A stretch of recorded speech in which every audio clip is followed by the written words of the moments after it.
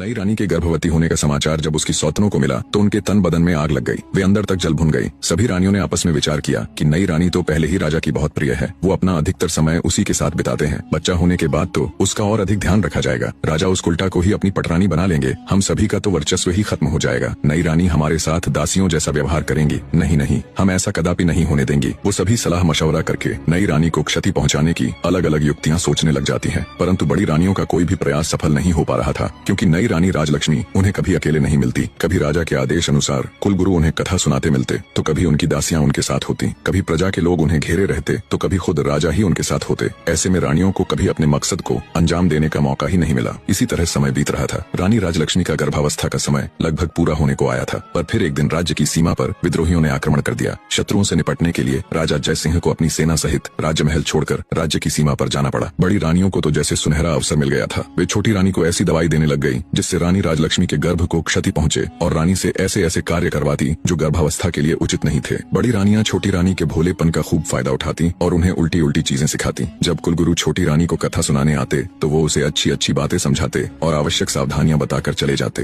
रानी राजलक्ष्मी बिल्कुल भी समझ नहीं पा रही थी कि कुलगुरु और बड़ी रानियों की बातें इतनी भिन्न क्यों हैं। आखिर सही कौन है? रानी राजलक्ष्मी ने सोचा, बड़ी रानियां तो महिलाएं हैं, कुलगुरु तो फिर भी पुरुष हैं। महिलाओं की समस्याएं भला पुरुष कहाँ समझ पाएंगे, इसलिए जो बड़ी रानियां कहती हैं वो ही उचित है। साफ हृदय की रानी राजलक्ष्मी कभी सपने में भी नहीं सोच सकती थी कि बड़ी रानियां उसके साथ कुछ गलत कर सकती हैं। इसलिए वो आंखें बंद करके जो और जैसा बड़ी रानियां उसे करने के लिए कहती वो बिल्कुल वैसा ही करती। एक दिन रानी राजलक्ष्मी को प्रसव पीड़ा होनी शुरू हो गई। उसने बड़ी रानी से कहा, दीदी मुझे बहुत दर्द हो रहा है, कुछ समाधान कीजिए कि प्रसव कैसे होगा। ये सुन बड़ी रानी सिर से पैर तक जलकर राख हो गई। उसने विचार किया, इसका अभी से इतना ध्यान रखा जाता है, बच्चा होने के बाद तो पता नहीं इसे और कितना आदर सम्मान मिलेगा। छोटी रानी को मदद मांगते देख उसके मन में तरह तरह के षड्यंत्र चल रहे थे। फिर कुछ सोचकर उसने छोटी रानी को दिलासा देते हुए कहा, तुम बिल्कुल भी चिंता मत करो, मैं दाई अम्मा को अभी बुलाकर लाती हूँ। तब तक सामने की दीवार को पकड़कर खड़ी हो जाओ, इससे तुम्हें आराम मिलेगा और प्रसव भी ठीक से हो जाएगा। बेचारी छोटी रानी को प्रसव के बारे में कुछ भी नहीं पता था। जैसा उसे बड़ी रानी ने बताया वो वैसे ही खड़ी हो गई।